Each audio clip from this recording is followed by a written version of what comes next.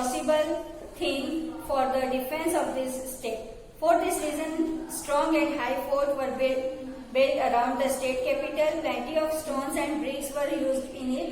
Some of the kings used to build large, tall and magnificent walls around their kingdom to showcase their power and prosperity. The brick walls from Prayagraj dates back to around 2500 years ago, so we can say that fort with high wall might have been constructed at this time. This time ये लोग defence के लिए और बहुत strong walls, high walls build करते थे उनके capital state का जो कैपिटल था उसके अलावा, और बहुत सारे स्टोन्स और ब्रिक्स की हेल्प के साथ एक लार्ज स्केल पर पूरे जो स्टेट के आसपास ये वॉल बनाते थे, और किंग अपनी प्रॉस्पेरिटी को दिखाने के लिए, ये पावर और प्रॉस्पेरिटी को दिखाने के लिए ब्रिक वॉल कंस्ट्रक्ट करवाते थे। इसका एक एग्जांपल प्रयागराज में है, जो 2500 इयर्स अगो एक वॉल बनी हुई है प्रयागराज में, जो आज भी हम लोग देख सकते हैं। इस टाइप से हम बोल सकते हैं कि पोस्ट वैदिक काल में भी, पोस्ट वैदिक पीरियड में भी लोग अपनी फोर्ट के आसपास वॉल्स वगैरह कंस्ट्रक्ट करते थे। All the Mahajanpadas of this time needed a large army and a strong fort of their defense. People were taxed to meet these needs. Farmer used to give 6 part of their yield of the treasury. The artisan used to work for the state for 1 day in a month. Cattle bearer give cattle as a part of tax. The merchant used to pay tax on sales of goods. During the period of Mahajanpadas, agriculture started to improve due to iron tools.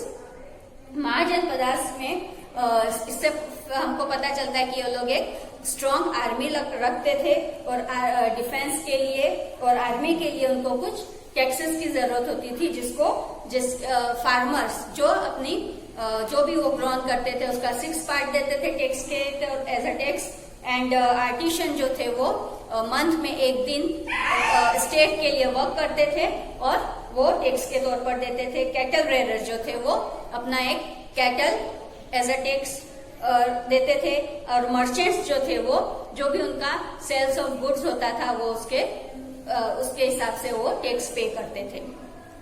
Mahajanapadas में archaeologist ने found किया कि वो लोग जो agriculture करते थे वो भी आयरन टूल्स के थ्रू एग्रीकल्चर करते थे।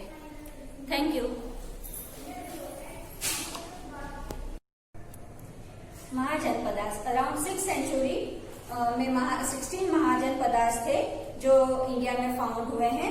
ये मेन महाजनपदास है 16, जो कहाँ पे है और कौन से एरिया में, उनके कैपिटल्स क्या हैं, ये सारा यहाँ पर बताया हुआ है।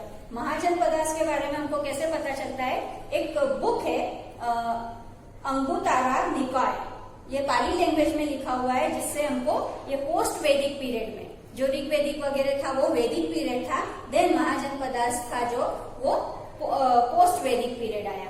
वो पोस्ट वैदिक पीरियड में पाली लैंग्वेज में ये बुक लिखी हुई थी, जिसके थ्रू हमको 16 महाजनपदास के बारे में पता चलता है। ये महाजनपदास इस मैप में आपको बताए हुए हैं, या जो रेड डॉट्स हैं ये सारे महाजनपदास हैं, और ये जो ब्लू लाइन में है ये सारी रिवर्स हैं। तो जिसके थ्रू हमको पता चलता है कि कौन सी रिवर के बैंक ऑफ रिवर ये महाजनपदास सिचुएटेड थे। Then monarchy. मोनार्ची किसको बोलेंगे, जो जहां पर कोई किंग चीफ होता था उसको मोनार्ची कहते थे। तो मोनार्ची उस टाइम पे 4 पावरफुल मोनार्चीज थे, जो मगध, कोसल, वत्सा एंड अवंती, जहां पर मगध सबसे मोस्ट पावरफुल रूलिंग एरिया था। तो मगध में जो 1 by 1 3 डायनेस्टीज ने रूल किया है, वो डायनेस्टीज है हिरण्या डायनेस्टी, नाग डायनेस्टी, नंद डायनेस्टी। हिरण्या डायनेस्टी है जिसके फाउंडर थे बिंबिसार, और उनके टाइम पर यहाँ का कैपिटल था मगध, और मगध का कैपिटल था राजगृह। देन उसके बाद उनके बिंबिसार के सन किंग बने अजातशत्रु, जिन्होंने बाद में उसका मगध का कैपिटल पाटलिपुत्र को बनाया, और उन्होंने वाजी संघ और वाजी यूनियन और लिचावीस के साथ वॉर किया, जिसको उनको डिफीट किया दोनों को, और उन्होंने अपना रूलिंग एरिया एक्सपांड किया। उसके बाद आई नाग डायनेस्टी। नाग डायनेस्टी हिरण्यक्य डायनेस्टी के बाद में आई। इसमें इनके रूलर्स थे शिशुनागा जो बुद्ध रिलीजन को फॉलो करते थे। उसके बाद हुई नंद डायनेस्टी। नंद डायनेस्टी में महापद्मनंदा नाम के बहुत पावरफुल रूलर थे जो फर्स्ट एम्परर बने। इंडिया के फर्स्ट एम्परर के नाम पर उनका नाम आता है महापद्मनंदा। उनके टाइम पर मगध बहुत ही ज्यादा पावरफुल स्टेट था। ये अलेक्जेंडर, जब आपने अलेक्जेंडर का नाम सुना होगा, अलेक्जेंडर जब इंडिया में आया तो उस टाइम धनानंद करके किंग थे। वो उनके टाइम पे किंग थे जब अलेक्जेंडर इंडिया में आया था। ये नंद डायनेस्टी के थे। इसके बाद होता है रिपब्लिक। रिपब्लिक मीन्स क्या होता है, जहां पर डायरेक्ट और इनडायरेक्टली रूलिंग करते हैं बाय द पीपल। जो पीपल्स चूज करके किंग बनाते हैं उसको बोलेंगे हम republic. The republic was the significant feature of the ancient state and system of governance. The common meaning of gana is mass. The state run by more than one member can be called a republic. जहां पर एक से ज्यादा लोग हो उसको Republic कहेंगे। At that time there were some states in which the king was chosen by the people. Such a state was called republic. There was republic of Lichavis of Vaishali, Shakyas of Kapilvastu, Videha of Mithila, Mala of Kushinara. ये वहाँ के कुछ republics के name है। For in such a system of affairs each member was given the status of king. वहाँ का हर एक member जो था वो एक किंग का स्टेटस वो करता था, जिसके थ्रू वहां पर पीपल्स को मोस्ट इम्पोर्टेंस देता था, क्योंकि जो पीपल्स चूज करते थे वही किंग बनता था। एक उसमें रिपब्लिक का नाम आता है Vaishali Vajji state. Monarchy wish to increase their power and empire by occupying the surrounding territories, seeing the Lichavis, Vaji, Gyantuk, Videha, Shakya, Mala, etc. 8 or 9 tribes who established the union state for their protection was known as Vaji state. ये सारे states मिलकर 8 और 9 states मिलकर एक वाजी union बनाया था इन्होंने, जिसका कैपिटल उन्होंने वैशाली को रखा और बाद में इसको रिपब्लिक ऑफ वैशाली के नाम से जाना जाता था। Republic was governed by the Sabha, because of which is called the Republic. In Republic, all the power of house rested in the hands of members. All the members sat in Sabha and all affairs were passed in the house by vote or unanimity. The place where meeting was held was called sanctum. यहाँ पर सारे members जो थे वो ही कोई भी affairs या कोई भी टॉपिक हो उसको डिस्कस करके वोट या फिर वोटिंग करके वो लोग उसका कोई भी रूल वगैरह बनाते थे, जिसके थ्रू और जहां पर ये मीटिंग बैठती थी या सभा बोलते थे उसको, मीटिंग जहां पर बैठती थी उस जगह को बोलते थे centum. The elderly as well as youth were selected as the member of the state assembly. The Republicans elected their president for state administration, who was chosen by election. In the Republic, each member was considered as the king.